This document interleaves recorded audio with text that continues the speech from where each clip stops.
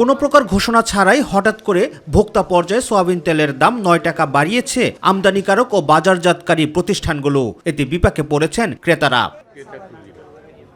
বিষয়টি নিয়ে সচিবালয়ে জরুরি আন্তঃমন্ত্রণালয় বৈঠক করেন বাণিজ্য উপদেষ্টা। বৈঠক শেষে সাংবাদিকদের প্রশ্নের জবাবে তিনি জানান, ভোজ্য তেল ব্যবসায়ীরা তেলের দাম বাড়িয়ে আইন লঙ্ঘন করে থাকলে দৃশ্যমান পদক্ষেপ নেওয়া হবে। ওনারা যে দামে আজকে বাজারে বিক্রি করছে সেখান থেকে প্রায় 20 টাকা কম 20 টাকা কমে আমাদেরকেই তেল দিয়েছে। বাজারে 20 টাকা বেশি দামে তেল দেওয়ার কোনো কারণ, আমি তো যৌক্তিক কোনো কারণ খুঁজে পাচ্ছি না। গতকালই তো আমরা কিনেছি ওনাদের কাছ থেকে 50 লক্ষ লিটার তেল কিনেছি, 1-2 লিটার না তো 50 লক্ষ লিটার তেল যদি টেন্ডারে 20 টাকা কমে আমরা কিনতে পারি, তাহলে বাজারে কেন এত বেশি দামে বিক্রি হবে?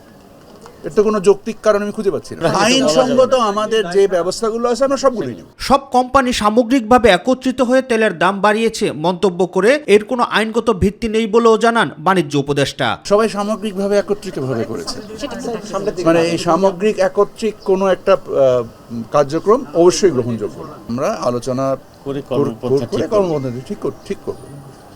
তাদের উপরে এটার কোনো আইনগত ভিত্তি নাই, যে কর্মকাণ্ডটা ওনারা করেছেন এর কোনো আইনগত ভিত্তি নাই। এ সময় মন্ত্রণালয়ের অনুমোদন ছাড়া তেলের দাম বাড়ানো অপরাধ বলে জানান কনজিউমার অ্যাসোসিয়েশন অব বাংলাদেশ ক্যাবের সভাপতি AHM শফিকুজ্জামান। যে কর্তৃপক্ষ, বিশেষ করে আমাদের যে রিফাইনারিগুলো আছে তাদের যে অ্যাসোসিয়েশন, তারা এই 9 টাকায় যে বাড়িয়ে দিল সেটি বাণিজ্য মন্ত্রণালয়ের সাথে যদি কনসাল্ট না করে করা হয়, সেটা আমি বলবো যে আইনের ব্যত্যয়। রাকিব হাসান, মাই টিভি, ঢাকা।